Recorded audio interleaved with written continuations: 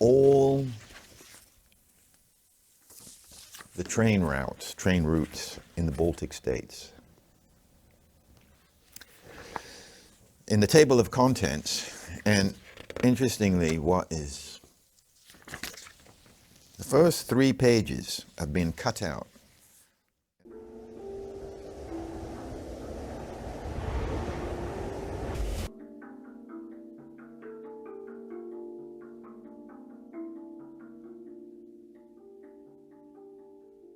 Greetings, Vincent. Greetings again. It's a pleasure to welcome you back in Riga. And it's been a couple months since our first conversation. Yes. A lot have happened in those 2 months. Yeah, too much actually. This second trip, return trip. That you just came back on. Yeah. Let's give context. Within a day. It's been a day since you returned from Ukraine. Yeah. On your second humanitarian trip. How long you spent there this time? It's been Goodness, 9 days, I think. 9 days. Yeah, 8, 9 days. I've lost track. It's been sobering. It's been overwhelming. Much more leaves a wedge in your soul. That's difficult to understand. It's affected us in all different ways. It'll take some time to decompress, process, and certainly affected everyone in ways that probably didn't understand before returning this second trip, because we have been privy to information and on the ground, speaking not only with the politicians, but speaking with military commanders, and of course interviewing the citizens of Ukraine that have gone through the most horrific experiences that it's hard to fathom. Yeah.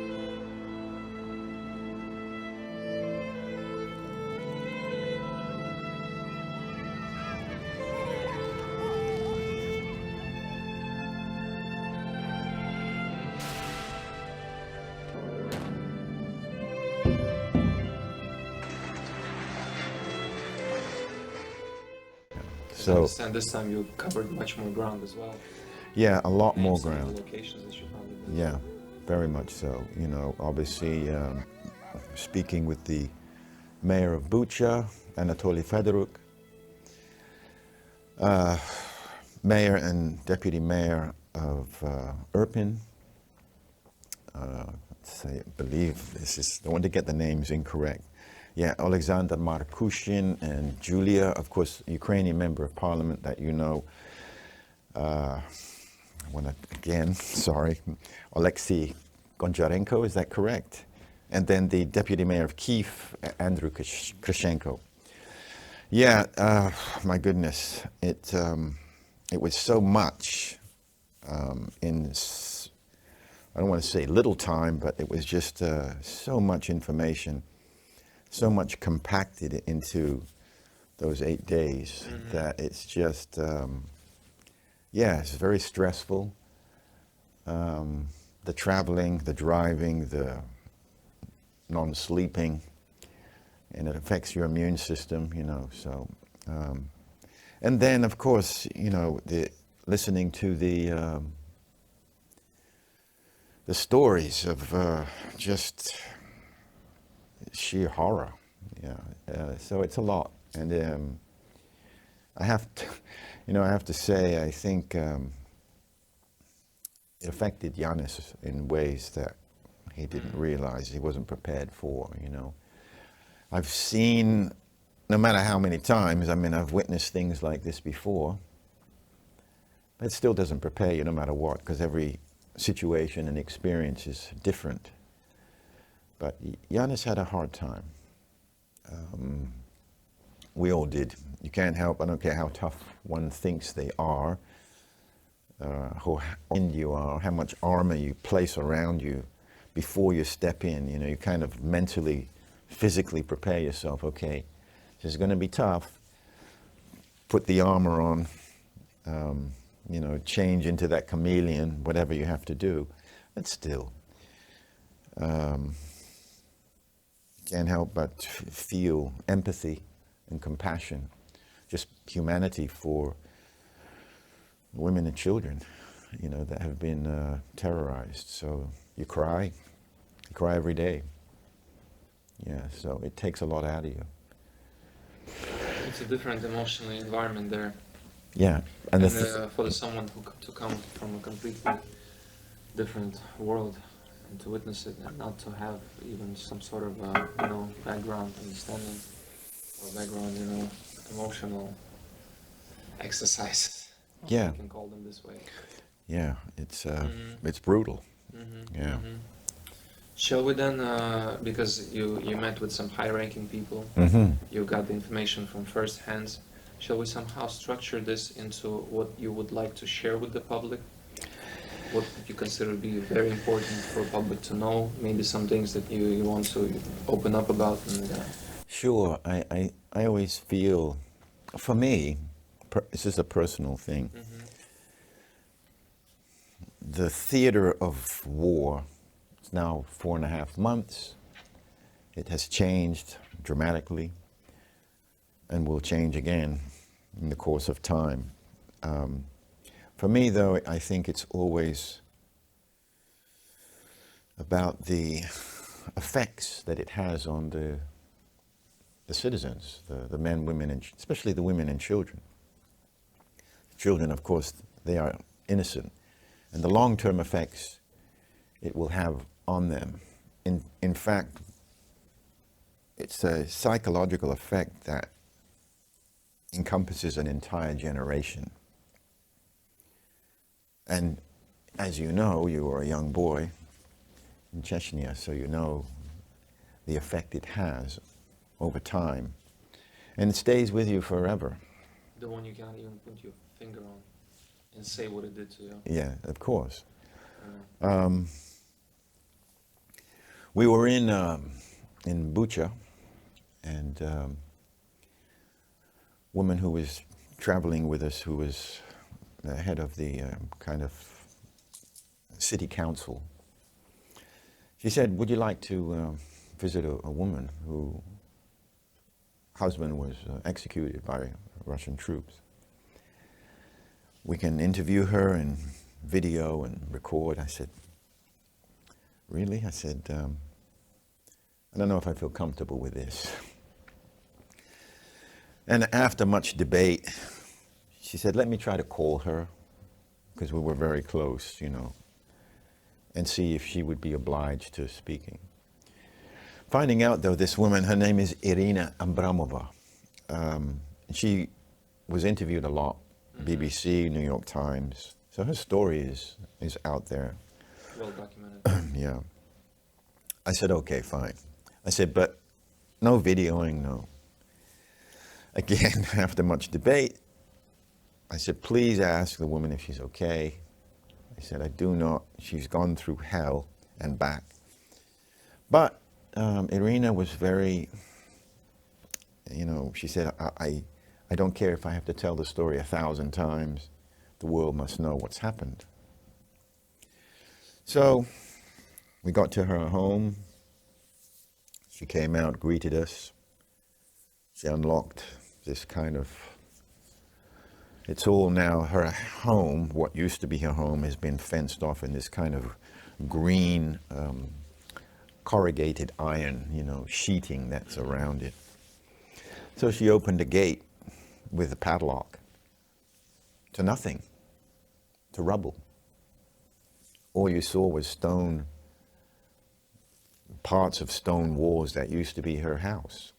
And of course, black soot from fire. As we're walking through, so Yanis was videoing it, translation, woman from city council, obviously, who knows Irina, and she started telling the story. And were kind of carefully, respectfully walking through what was her living room and her bedroom, but you wouldn't know it because it's just completely rubble, you know, electrical wiring, and I mean, just everything is destroyed. And she happened to lose everything. She lost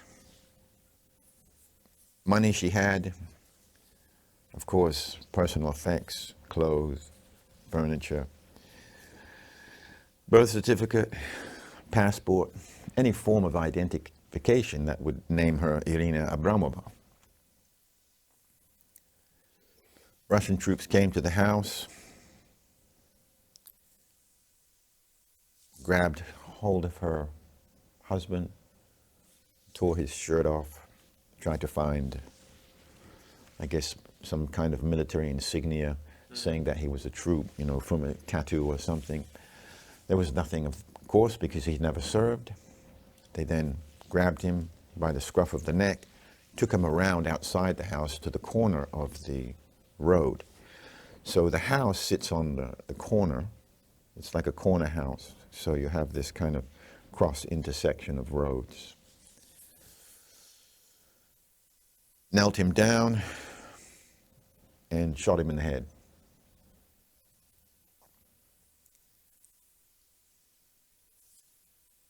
The troops threw incendiary grenades inside the house. Of course, they explode and fire immediately. Irina's father tried to grab a pail of water to put out the fire. Troops came in, put a gun to her head, told the father, if you don't leave now, I will shoot your daughter. She grabbed whatever she could, which was the only thing was her cat, and the father, and they got out of the house before the whole thing was ablaze. She's then, you know, the father's like, well, where is Oleg, which is the, or Oleg? Oh, he's not coming back. As they got out, Irina's looking left, looking around for, where's my husband? And she came around, she sees her husband lying face down in a pool of blood. She immediately goes to her husband and, of course, trying to hold his head together because half of it was missing.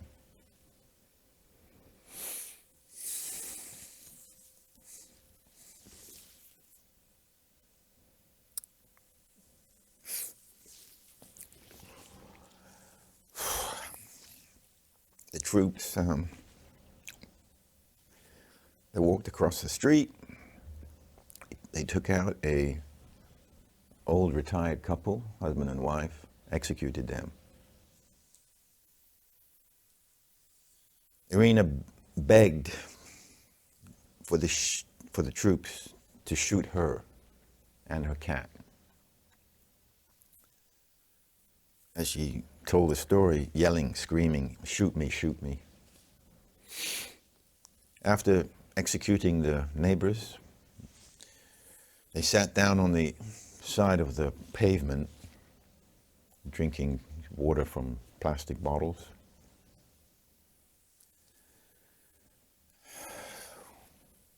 One troop, I think it was, she said to commander, put a gun in her chest. She's pleading, just shoot me. She says, I'm not going to shoot you.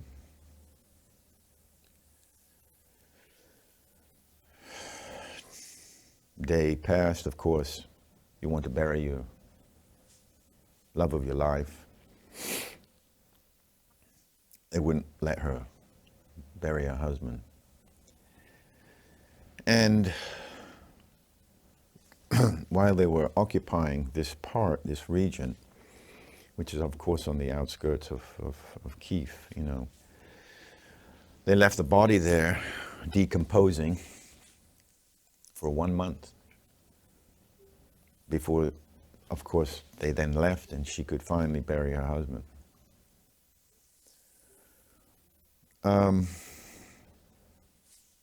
It's just one story. It's just defies any kind of logic, you know. We, I guess I now represent this Ukrainian NGO called Solkaniki. I think it's Wings of Freedom. I'm not sure if I'm saying that right, but, and the person who heads it up, his name is Evgeny Stochenko, I think, again. Forgive me for my pronunciation. Such a wonderful man. He invited us, the team, to his home. Again, it's a village township on the outskirts of Kiev. Very nice home, small lake in the back. He has a beautiful wife and his small son, cute, blonde. And so there were a group of us at his home having kind of like barbecue, you know. I met him on the first trip. The things in his township, 300 homes were destroyed. The raping of women, execution, random, not systematic, random executions of just whomever. He counted 28 tanks just in his township alone.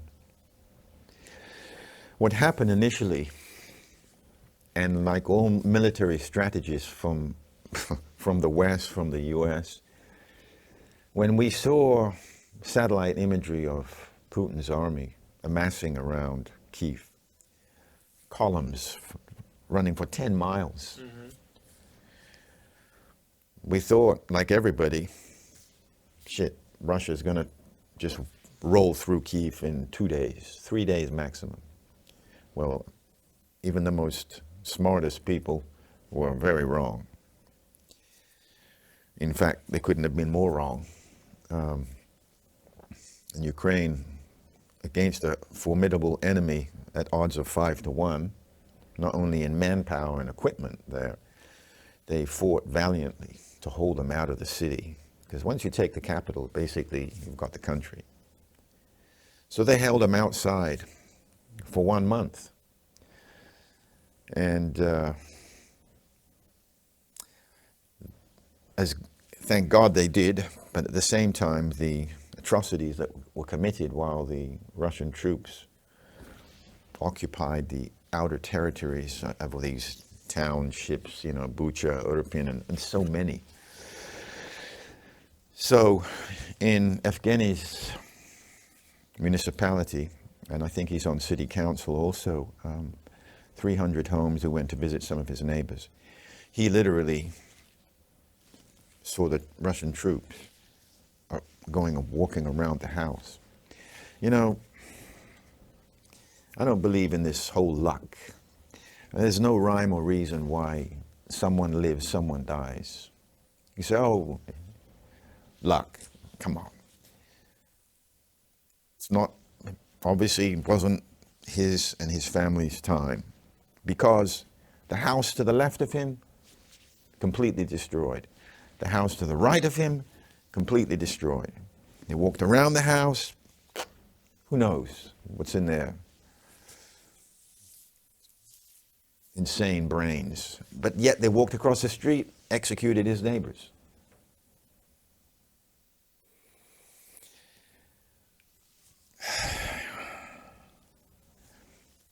They took us to the local school, actually kindergarten.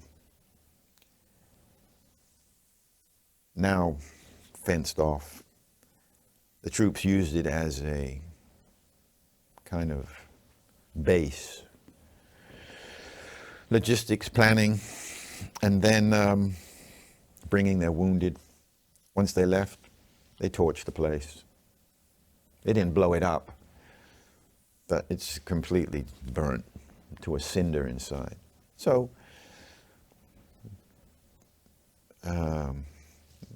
children don't have a place to go to school. It's a complete, you know, and what's truly sickening is that how can Putin deny, oh, it's fabricated, it's fake news? mean, yeah, okay. So, A lie repeated 200 times becomes truth. yeah, exactly. 2,000 times. 2,000 times, or whatever times. Yeah. When everyone, chooses their own teachers. When Goebbels is your teacher, you're gonna teach whatever that he has to offer. When people like Hitler are your teachers, well, these are the doctrines that you're gonna accept in your life. Yes, and I have a small question just before I forget. How is it different or similar, what you're describing to me now, to what you saw in Syria? there's no difference. No difference, okay. It's parallel. It's the same MO, modus operandi of Russian military, the way they operate. I saw the same exact things. Obviously the scale at the moment, because they were in Syria a lot longer.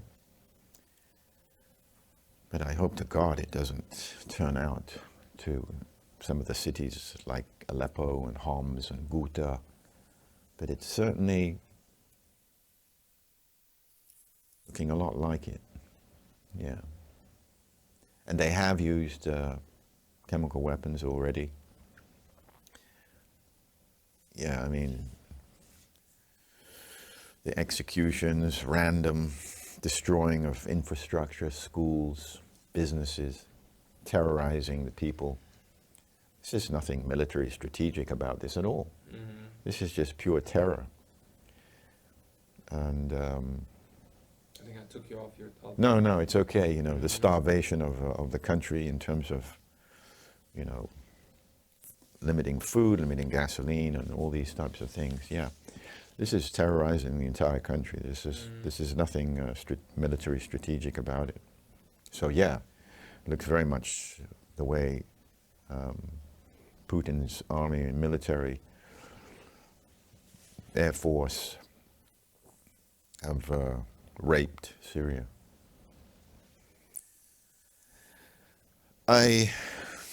Evgeny brought in a translator, very nice, attractive, young.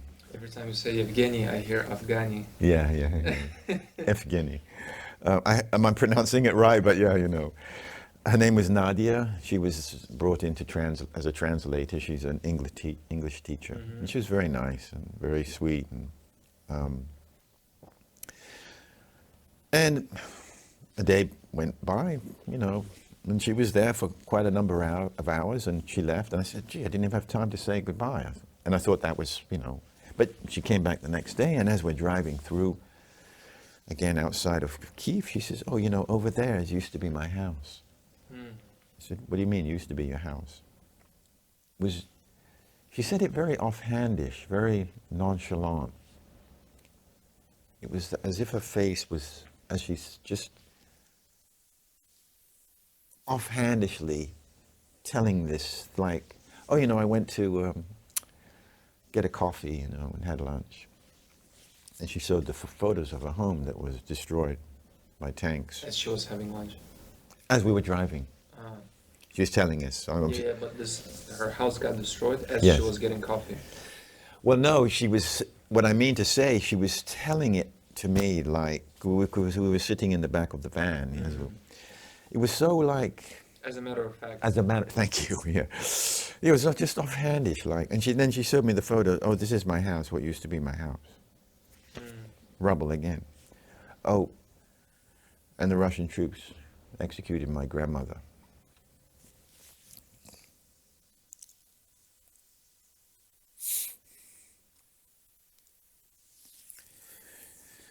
And everyone you meet, at least everyone I met, has a story. Some can't talk about it. Some are like Irina, God bless her. Goodness, I don't know how thick-skinned.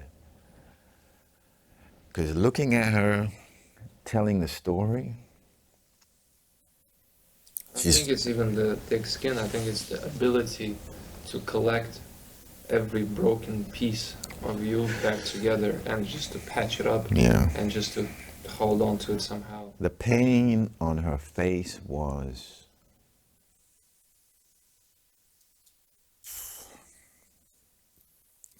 her face looked as she's holding the keys, you know, just fidgeting with the keys. They were like this all the time, as if it was a type of a prayer, like holding on to what's left of a non-existent home.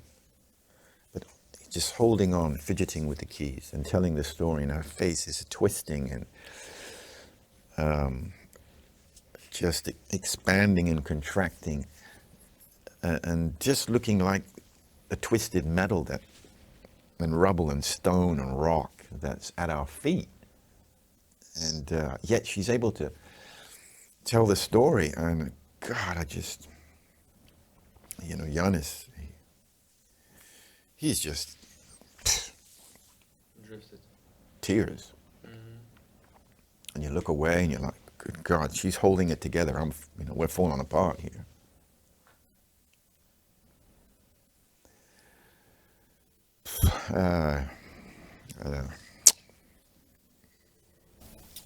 Vincent, I wanted to ask you, having met with high-ranking politicians, especially Member of Parliament Alexei Doncharenko, what is his mood? What is his viewpoint on resolving this conflict? And do they have some sort of a roadmap of how they see this conflict ending, resolving, timelines? Anything you can give us would be of of course. high importance. Very nice man, very smart. Obviously, he started his own type of NGO, which is really impressive, and helping like 100,000 people. It's incredible. Meeting him right away as we sat down face to face, I immediately noticed, as everybody's wearing pins, you know, either pins of Latvian flag, pins of Ukrainian flag, but his was half Ukrainian, half American.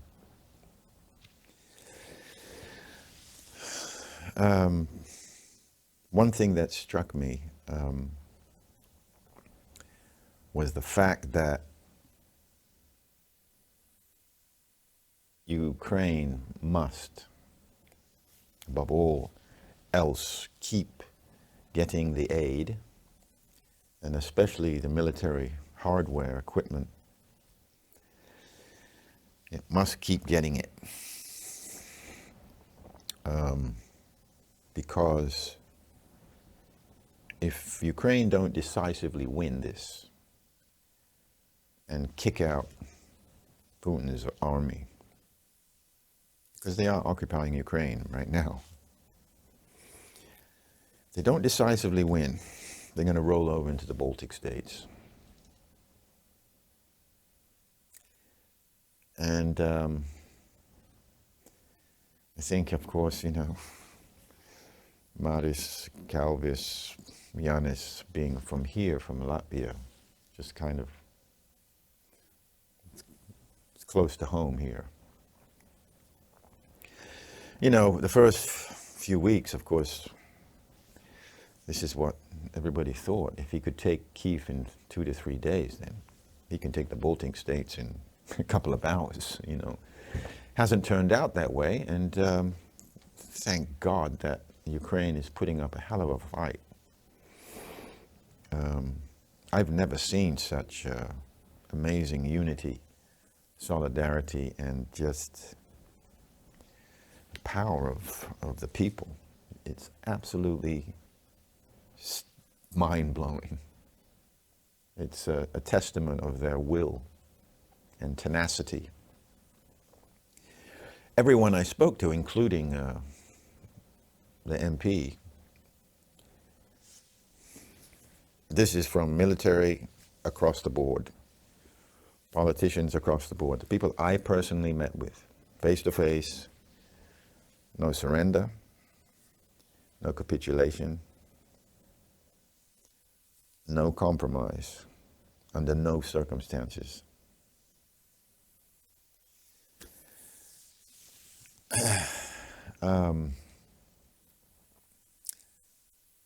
When the Russian troops, as I said before, occupied all these areas around Kyiv for 1 month, Evgeny in his town, they call it villages, I guess, but I don't see it as a village. It's a lot bigger than a village. There are a lot more homes. You know, I think of a village, I think of like, 10 homes, you know. This is big. Russian troops, as I said, just destroying everything randomly, shops, gas stations, I mean, all the infrastructure that, you know, shops and food and people where they grow their vegetables, just throwing a grenade in it, destroying the crops. It's all crazy and madness. As Ukrainians made the counterattack, Russians knew that this is not going to happen, and they pulled out. Actually, they had to pull out quite quickly. Evgeny, in one shop, as he was sifting through the rubble and what have you, he came across this. It doesn't look like this. It looks brand new. This.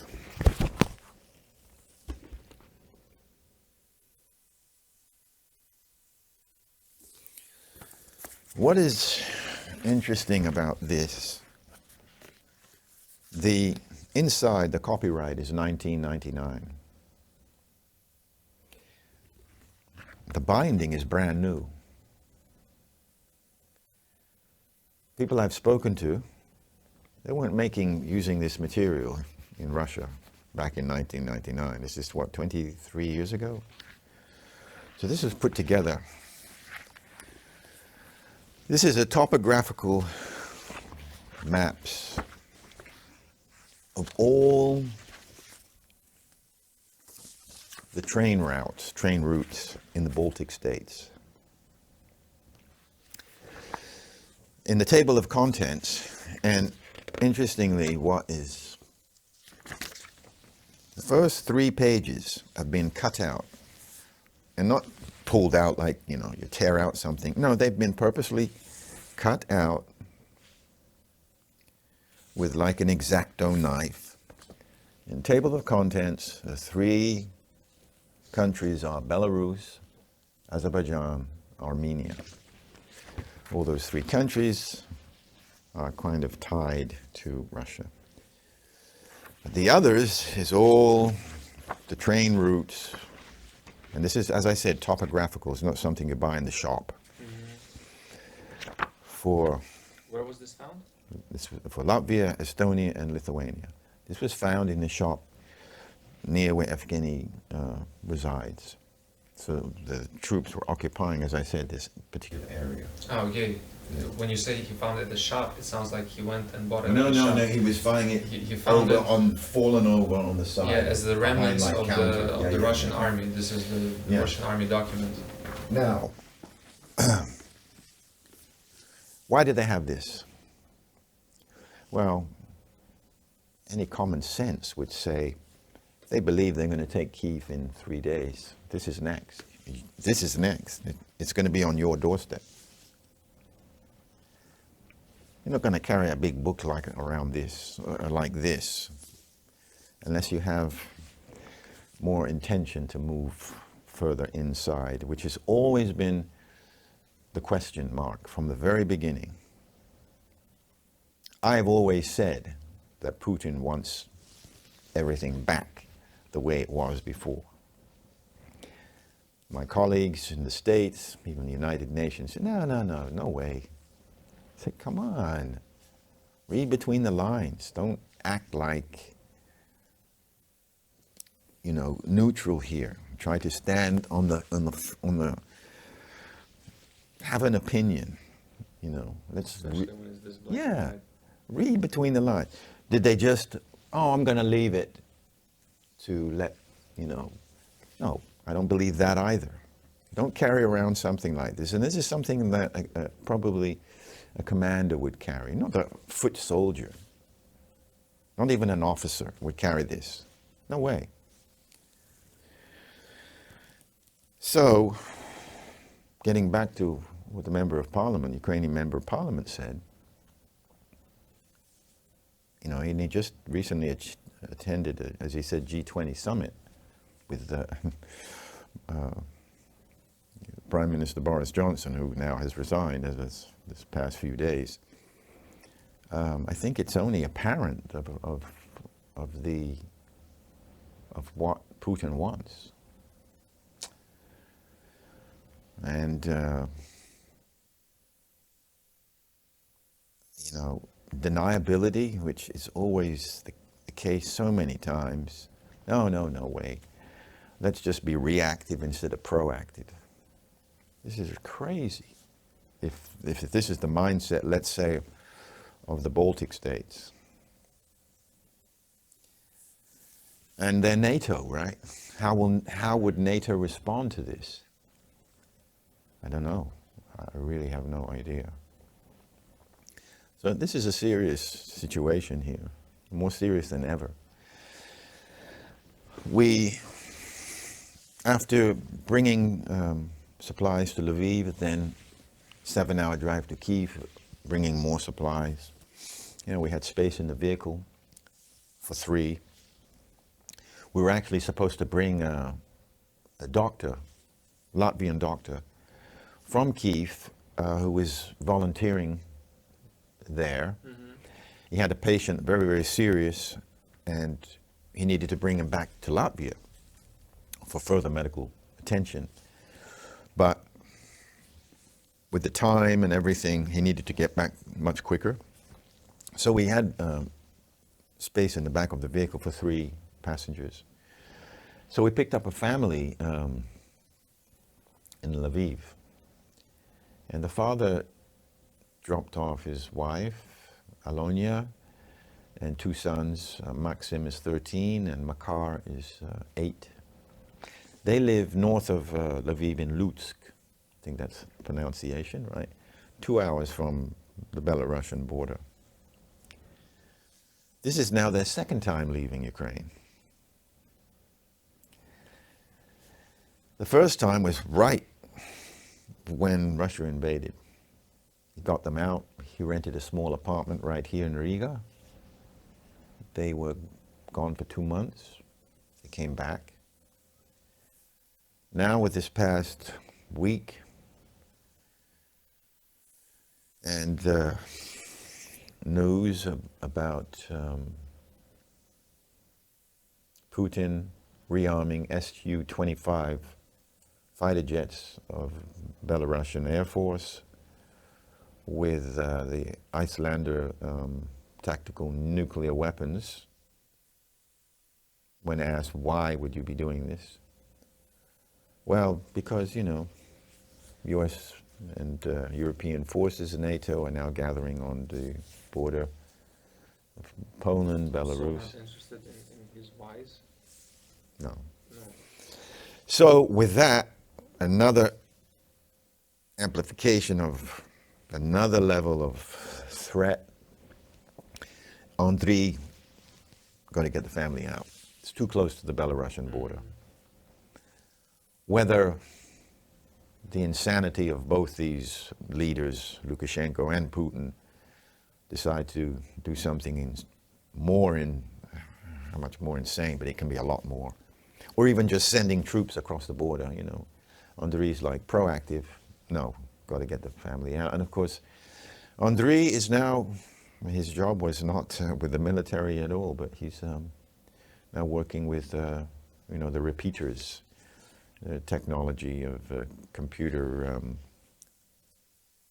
military, you know, satellite phone and all this stuff. So everybody's having to do their fair share. Watching the family, you know, this didn't dawn on me at that moment. It actually dawned on me this morning over breakfast. I'm sitting with Yanis. I said, here's a man we've never met. Here's a family we've never met before. He's dropping them off to 4 guys he's never met.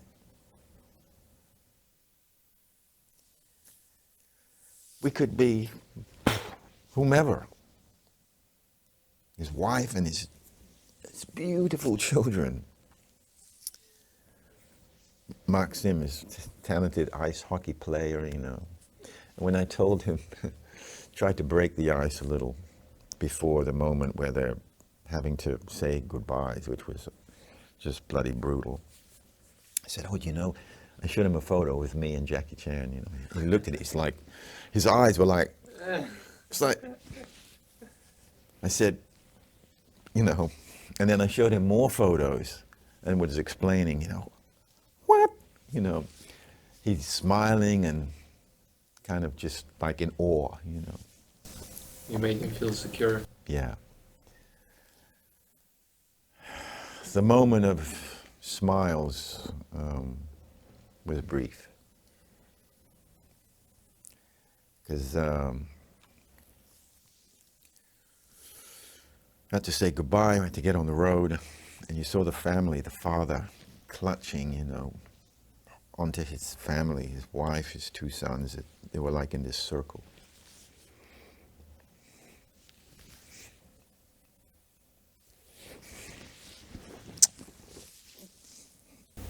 And the fact that it's not even the first time them doing this, that this ritual becomes so, you know, And it has repeated more than once. it has a brutal effect on the children, you know. Of course. Every Again, time. having to go. Again, when will they see their father? Again, when will the family get back together? Unite. Mhm. Again, I will miss my friends. Again, my toys, the things that make me feel a part of being home here. I mean, being home in Ukraine. And then you scale this.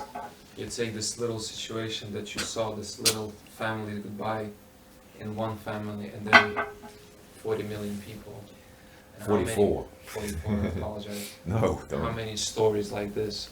What is the scale of this tragedy? And yeah, it was kind of like relieving in a sense that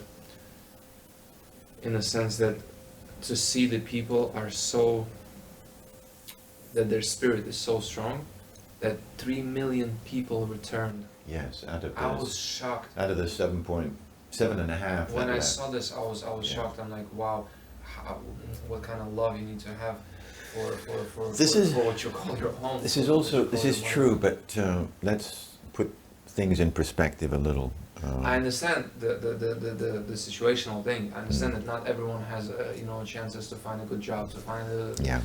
a good salary, and the Ukrainian families. I wasn't aware that they're quite big. Mm.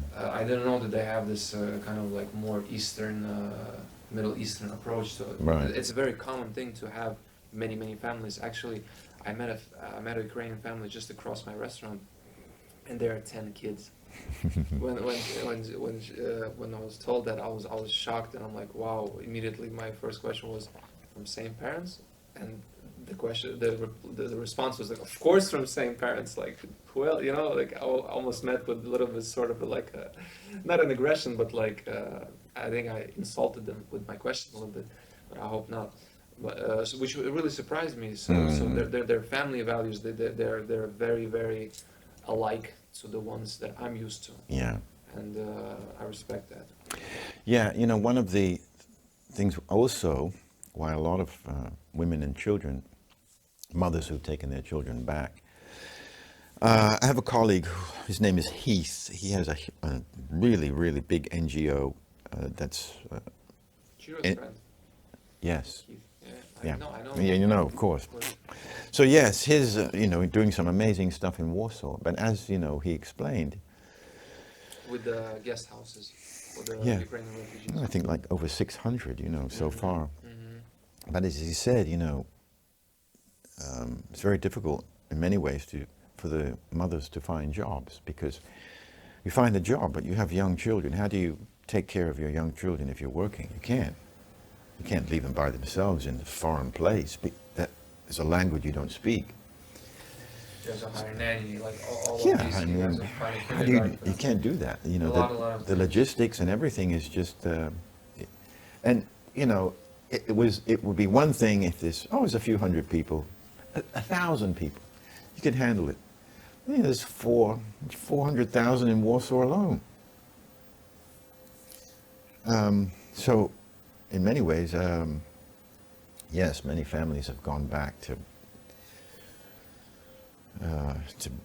be with their husbands, to find a way to, you know, deal with this, and they're Ukrainian, and they want to show support, solidarity, and Of course. not want to leave the country. But of course, then again, so many have been put in a position that they have no choice but to return as well. Yeah. Having mentioned our friends, I want to take this chance to just express my deepest gratitude to the work that you, our friend Chiro, our friend Heath, that they do, is and many other people, those that in this moment of tragedy, in this moment of chaos, went out of their comfort zone, went out of their financial, emotional, maybe stability, to go out and help people. Chiro, when the war just started, and there were a lot of refugees coming through the Polish border, he packed a huge pizza oven. I know. Went to the border. Yeah, to make pizza to make pizzas for kids. Yes, I know. That's beautiful. It's stories like that that keep the It's the interesting, righteous fire burning. because I remember reading about that, and I don't remember, this might have been New York Times, but I remember reading it, I thought, wow, that's amazing. And then, you know, here I go to London, I get introduced to him, so it was kind of putting the face, putting this crazy face, and, you know, his animated self. As soon as I met you, I think it was like one of the first things I said, you need to meet you. I need to make that connection between the two of you, because the path that you're on is so similar. And obviously unique in its way. Everyone's path is unique, but the virtue that you accumulated along this journey, it's obvious, and I'm inspired. I'm inspired by the likes of you, by the likes of Chiro, by the likes of people who do the right thing. Because, you know, I love this phrase by Beethoven. Ludwig once said that I do not accept any other virtue in men other than kindness. This is the only one that men can be greater or less great to me, and it's very close to me. I share this sympathy to people who have this kindness in them, because this kindness is contagious. Yes. You doing good always resonates in that other person to do more good. And just like the little child that saw the picture of you with Jackie Chan, immediately, you know, the connection became so feasible. It in the child's imagination, Jackie Chan even became someone who can touch. If he can touch you, if he can sit in your presence, then there's just like Angelina Jolie right after you left. Yes. Lviv, right? Yeah. Right after you left, a couple of days after Angelina Jolie came, and seeing Angelina Jolie to run into the shelter. You mean from the first? From a couple months ago, Yeah. And seeing just that image of her running into shelter with all the other people, it is so humanizing. It is so, you know, the word equality couldn't be expressed stronger than in that image. And I remember we just had a friend that you also met in my house that came to visit us, and he met Angelina Jolie in Ingushetia during the Chechen wars, and he asked her, like, what are you doing here? You're a multi-millionaire, world-known Hollywood actress. You can be pampered in a 5-star hotels for 4 seasons of the world, and what are you doing here? And she responded, I'm just like you. I'm human, and I have compassion. Yeah. So, with these are the examples. This is true. These are the anecdotes of the life that we should highlight, that we should speak about, that we should bring back, because it's. I mean, you just said it, you know, and I've been asked. I'm really not asked it anymore, but certainly earlier when I started this work, you know, people will be like, yeah, they still do, some still, but they just don't ask me because they know what kind of answer they're going to get. Like, why do you risk your life to help a people you've never met before, to a country you've never been before, a language you do not speak, a culture you don't know much about, a food that is new to you? I mean, everything, right? From the sublime to the ridiculous, right? I said, but that's not about that. That is just peripheral stuff. I said, we're human beings, for God's sake. What's the difference? Black, white, brown, Muslim, Christian, Hindu, Buddhist. There's no difference. It's bigger than black and white. Yeah, it's, you know, we are all here, connected. There's no separation, not in my heart, not in my mind, not in my soul. I don't see color, I don't see culture, I don't see the language. So, yeah. These are the real people of the world. People who remember that 100 million years ago, before continental drift, there was only Pangaea. There was one single continent, there were no borders, there were no countries, there were no nationalities, there were no flags, there were none of that. There were just people. And it's important to keep that in the back of your mind, or preferably in the front of your mind, because some of the judgments that you will make, having this in the center of your mind, they'll be much more conscious. Vincent, it was a pleasure. As always. As always, I was about to say that. Yeah. And I'm glad I could. I think I held it together pretty well. Yeah. From what you saw and what you experienced, you did more than well, my friend. Yeah. And may God continue to bless you on your journey.